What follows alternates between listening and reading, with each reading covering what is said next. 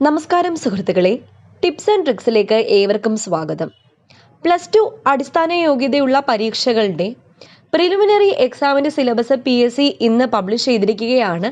അപ്പോൾ ആ detailed syllabus വിവരിക്കുന്ന വീഡിയോ ആണിത്. അപ്പോൾ എല്ലാവർക്കും വീഡിയോയിലേക്ക് സ്വാഗതം.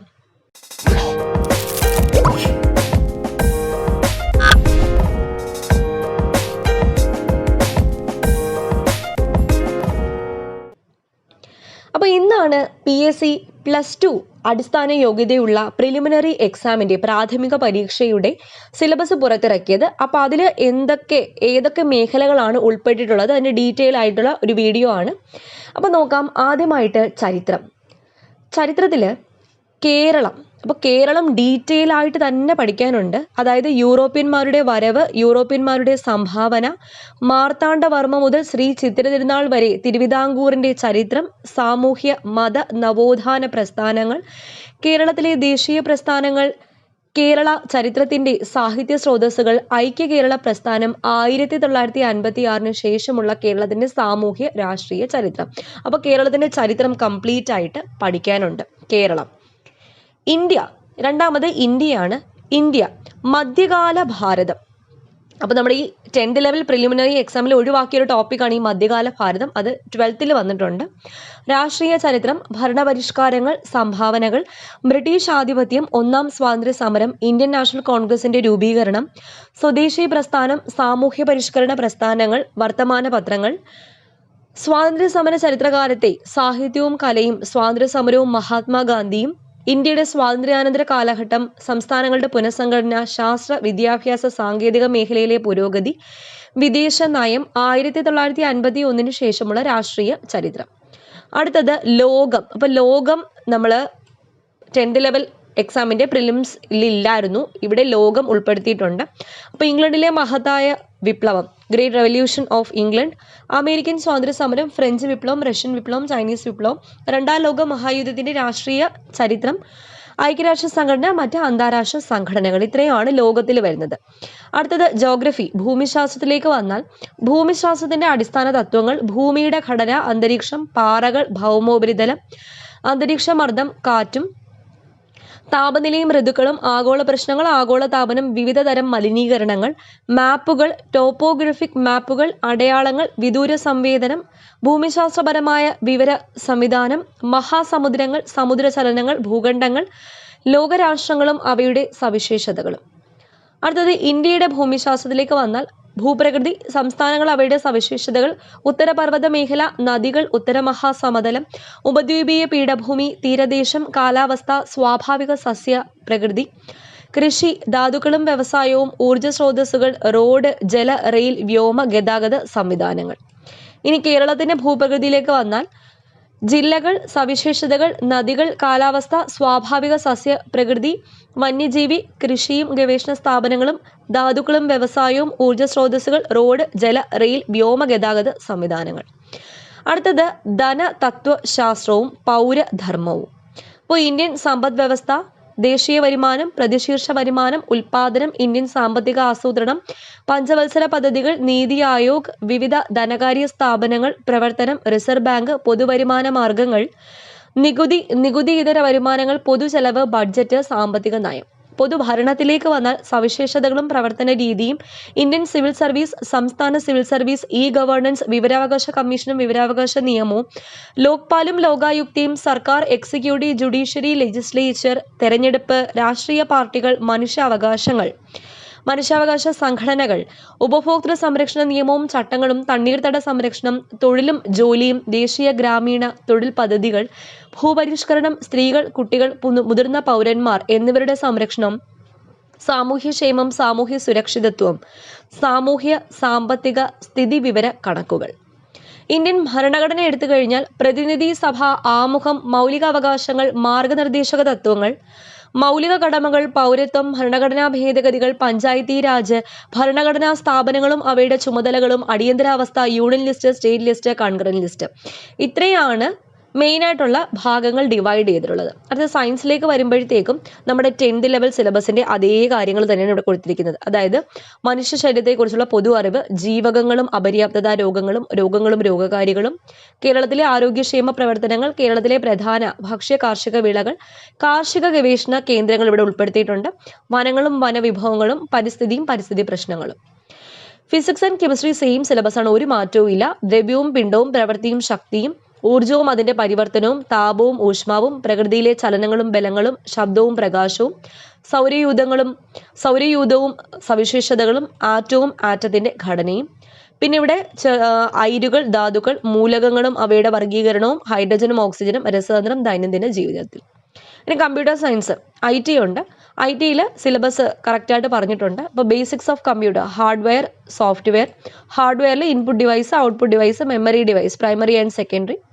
സോഫ്റ്റ്വെയറിൽ പറയുമ്പോൾ സോഫ്റ്റ്വെയറിൻ്റെ classification, system software, application software, operating system functions and examples, popular application software packages, word processor, spreadsheet, database packages, presentation, image editors, uses, features and fundamental concepts of each. Basics of programming, types of instructions, input, output, store, control, transfer. Languages need not be considered. Languages ആയിട്ട്, അതായത് programming languages ആയിട്ട് പഠിക്കേണ്ട, അതിന് മെയിനായിട്ടുള്ള overall ഒരു basic മാത്രം മതി. Computer നെറ്റ്വർക്ക്സിൽ types of network, LAN, WAN, MAN, features and application area, network devices, media, switch, hub, router, bridge, gateway, uses of each. ഇന്റർനെറ്റിൽ services, www, email, search engines, examples and purposes, social media, examples and features, web designing, browser, HTML, basics only. Cyber crimes and cyber ലോസിൽ types of crimes, awareness level, പിന്നെ IT ആക്റ്റും other laws, awareness level.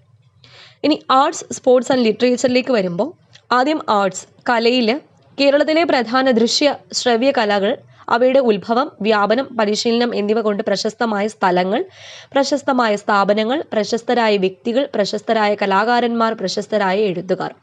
കായികരംഗം വരുമ്പോൾ കായികരംഗത്ത് വ്യക്തിമുദ്ര പതിപ്പിച്ച കേരളത്തിലെയും ഇന്ത്യയിലെയും ലോകത്തിലെയും പ്രധാന കായിക താരങ്ങൾ, അവരുടെ കായിക ഇനങ്ങൾ, അവരുടെ നേട്ടങ്ങൾ, അവർക്ക് ലഭിച്ചിട്ടുള്ള ബഹുമതികൾ.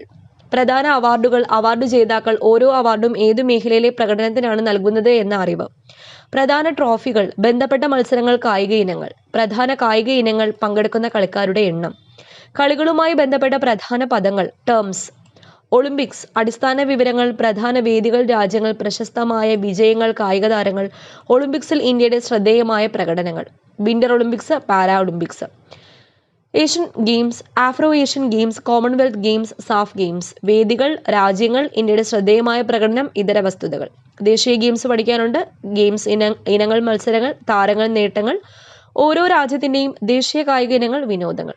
സാഹിത്യത്തിൽ മലയാളത്തിലെ പ്രധാന സാഹിത്യ പ്രസ്ഥാനങ്ങൾ, ആദ്യ കൃതികൾ, കർത്താക്കൾ. ഓരോ പ്രസ്ഥാനത്തിലെയും പ്രധാന കൃതികൾ, അവയുടെ കർത്താക്കൾ, എഴുത്തുകാർ, തൂലികാനാമങ്ങൾ, അപരനാമങ്ങൾ, കഥാപാത്രങ്ങൾ, കൃതികൾ, പ്രശസ്തമായ വരികൾ, കൃതികൾ, എഴുത്തുകാർ. മലയാള പത്രപ്രവർത്തനത്തിന്റെ ആരംഭം, തുടക്കം കുറിച്ചവർ, ആനുകാലികങ്ങൾ. പ്രധാനപ്പെട്ട അവാർഡുകൾ, ബഹുമതികൾ, അവാർഡിന് അർഹരായ എഴുത്തുകാർ, കൃതികൾ. ജ്ഞാനപീഠം നേടിയ മലയാളികൾ, അനുബന്ധ വസ്തുതകൾ. മലയാള സിനിമയുടെ ഉത്ഭവം, വളർച്ച, നാഴികക്കല്ലുകൾ, പ്രധാന സംഭാവന നൽകിയവർ, മലയാള സിനിമയും ദേശീയ അവാർഡും. സംസ്കാരത്തിലേക്ക് വരുമ്പോൾ കേരളത്തിലെ പ്രധാന ആഘോഷങ്ങൾ, ആഘോഷങ്ങളുമായി ബന്ധപ്പെട്ട സ്ഥലങ്ങൾ, പ്രശസ്തമായ ഉത്സവങ്ങൾ. കേരളത്തിലെ സാംസ്കാരിക കേന്ദ്രങ്ങൾ, ആരാധനാലയങ്ങൾ, സാംസ്കാരിക നായകന്മാർ, അവരുടെ സംഭാവനകൾ. പിന്നെ 10ാമത്തെ ടോപ്പിക്കായിട്ട് കറണ്ട് അഫയേഴ്സ്. അടുത്തത് മാത്സ് ആണ്. സിമ്പിൾ അരിത്തമെറ്റിക്കും മെന്റൽ എബിലിറ്റിയും. സിമ്പിൾ അരിത്തമെറ്റിക്കിൽ എല്ലായ്പ്പോഴും കൊടുത്തേക്കുന്ന പോലെ numbers and basic operation, fractions and decimal numbers, percentage, profit and loss, simple and compound interest, ratio and proportion, time and distance, time and work, average, laws of exponents, mensuration, progression. Mental എബിലിറ്റിയിൽ series, സംഖ്യാശ്രേണി, അക്ഷരശ്രേണി, problems of on mathematical science, ഗണിത ചിഹ്നങ്ങൾ ഉപയോഗിച്ചുള്ള പ്രശ്നങ്ങൾ, സ്ഥാനനിർണ്ണയ പരിശോധന, ranking, സമാന ബന്ധങ്ങൾ, അതാണ് analogy, word analogy, alphabet analogy, number analogy, odd man out, സംഖ്യ അവലോകന പ്രശ്നങ്ങൾ, കോഡിങ്ങും ഡീകോഡിങ്ങും, കോഡിംഗ് ആൻഡ് ഡീകോഡിംഗ്, കുടുംബ ബന്ധങ്ങൾ, ഫാമിലി റിലേഷൻസ്, ബ്ലഡ് റിലേഷൻ, ദിശാവബോധം, സെൻസ് ഓഫ് ഡിറക്ഷൻ, ക്ലോക്കിലെ സമയവും കോണളവും, ടൈംസ് ആൻഡ് ആംഗിൾസ്, ടൈമിൻ്റെ ക്ലോക്ക് ആൻഡ് ഇറ്റ്സ് റിഫ്ലക്ഷൻ, ക്ലോക്കിലെ സമയവും പ്രതിബിംബവും, ഡേറ്റ് ആൻഡ് കാലണ്ടർ, ക്ലറിക്കൽ ശേഷി പരിശോധിക്കുന്നതിനുള്ള ചോദ്യങ്ങൾ, അതായത് ക്ലറിക്കൽ എബിലിറ്റി.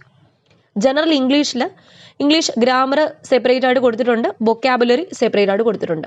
അപ്പോൾ ഗ്രാമറിൽ പഠിക്കാനുള്ളത് types of sentences and interchange of sentences, different parts of speech, agreement of verb and subject, confusion of adjectives and adverbs, comparison of adjectives, adverbs and position of adverbs, articles, the definite and the indefinite articles, uses of primary and modal auxiliary verbs, tag questions, infinitive and gerund, tenses in conditional sentences, preposition, use of correlative, direct and indirect speech, active and passive voice, correction of sentences. Vocabulary il പഠിക്കാനുള്ളത് singular and plural, change of gender, collective noun, word formation from other words and use of prefix or suffix, compound words, antonyms, synonyms, phrasal verb, foreign words and phrases, one word substitution, words often confused, spelling test, idioms and their meanings, translation of a sentence, proverb into Malayalam. Regional ലാംഗ്വേജിൽ മലയാളത്തിൽ തന്നെ ഉൾപ്പെടുന്ന, നേരത്തെ സാഹിത്യം പറഞ്ഞു, പിന്നെ മലയാളം ഗ്രാമറിൽ വരുമ്പോഴത്തേക്കും പദശുദ്ധി, വാക്യശുദ്ധി, പരിഭാഷ, ഒറ്റപ്പദം, പര്യായം, വിപരീത പദം, ശൈലികൾ, പഴഞ്ചൊല്ലുകൾ, സമാനപദം, ചേർത്തെഴുതുക, സ്ത്രീലിംഗം, പുല്ലിംഗം, വചനം, പിരിച്ചെഴുതൽ, ഘടകപദം, വാക്യം ചേർത്തെഴുതുക. പിന്നെ കന്നഡ ലാംഗ്വേജിൽ എക്സാം എഴുതുന്നവർക്ക്, തമിഴ് ലാംഗ്വേജിൽ എഴുതുന്നവർക്ക്. അപ്പോൾ ഈ സിലബസ് കാണുമ്പോൾ നമ്മുടെ പഴയ സിലബസ് തന്നെ, പക്ഷേ അവർ ഓരോ ഭാഗവും വളരെ കൃത്യമായിട്ട് തന്നെ എടുത്തു പറഞ്ഞിരിക്കുകയാണ്. നമ്മുടെ പഴയ +2 ലെവലിലെ സിലബസ് തന്നെയാണ്, പക്ഷേ ഓരോ ഭാഗവും എടുത്ത് പറഞ്ഞിരിക്കുന്നു. ഇത്രയും ഡീറ്റെയിൽ ആയിട്ട് പറയാൻ കാരണം ഈ പ്രിലിമിനറി +2 ലെവലാണ് നമ്മുടെ പോലീസ് കോൺസ്റ്റബിൾ, ബാക്കി യൂണിഫോം ജോബ്സ് ഒക്കെ വരുന്നത്, SI ഒഴിച്ചുള്ള ബാക്കി യൂണിഫോം ജോബ്സ് ഒക്കെ വരുന്നത് ഏതാണ് +2 ലെവലാണ്. അപ്പോൾ ഈ പ്രിലിമിനറി എക്സാമിൽ ഇത്രയ്ക്ക് ഡീറ്റെയിൽ ആയിട്ടുള്ളൊരു സിലബസ് തന്നാൽ മാത്രമേ അവർക്കൊരു സെക്കൻഡ് ലെവൽ, അല്ലെങ്കിൽ സ്ക്രീനിങ് ടെസ്റ്റ് പ്രിലിമിനറി എക്സാം ആക്കിയിട്ട് ഒരു മെയിൻ ആയിട്ടുള്ള എക്സാം ഫിസിക്കൽ ആക്കാൻ പറ്റത്തുള്ളൂ. കാരണം നമ്മുടെ മറ്റേ അതേ സിലബസ് തന്നെയാണ്, വേറെ ഒരു മാറ്റവും വന്നിട്ടില്ല. അതൊന്ന് ഡീറ്റെയിൽ ആയിട്ട് പറഞ്ഞതേ ഉള്ളൂ. ഈ സിലബസ് കണ്ട് ആരും പേടിക്കേണ്ട ആവശ്യമില്ല. ഇത് ഇത്രയും ഡീറ്റെയിൽ ആയിട്ട് പ്രിലിംസിന് ചോദിക്കാൻ കാരണം +2 ലെവൽ എക്സാംസിന് മെയിനായിട്ടും യൂണിഫോം ജോബ്സ് ആയതുകൊണ്ട് രണ്ടാമത്തെ എക്സാം എന്ന് പറയുന്നത് ഫിസിക്കൽ ടെസ്റ്റ് ആയിരിക്കും. അപ്പോൾ ഇത് ഇത്രയും ഡീറ്റെയിൽ ആയിട്ട് കൊടുത്താൽ മാത്രമേ ഫിസിക്കൽ ടെസ്റ്റും കൂടെ പാസ്സായി കഴിഞ്ഞ് കഴിഞ്ഞാൽ മെയിൻ റാങ്ക് ലിസ്റ്റ് പബ്ലിഷ് ചെയ്തുള്ളൂ. അങ്ങനെ മാത്രം കാണുക. നമ്മുടെ പണ്ടത്തെ അതേ സിലബസ് തന്നെയാണ്. ഇത് കണ്ട് ടെൻഷനൊന്നും അടിക്കേണ്ട. പഠനം കുറച്ചും കൂടെ എളുപ്പമാക്കാൻ വേണ്ടി അവർ ഓരോ ഏരിയയും കറക്റ്റായിട്ട് നമുക്ക് തന്നിരിക്കുന്നു എന്ന് മാത്രം. ഓക്കെ, അപ്പോൾ എല്ലാവർക്കും മനസ്സിലായി എന്ന് വിശ്വസിക്കുന്നു.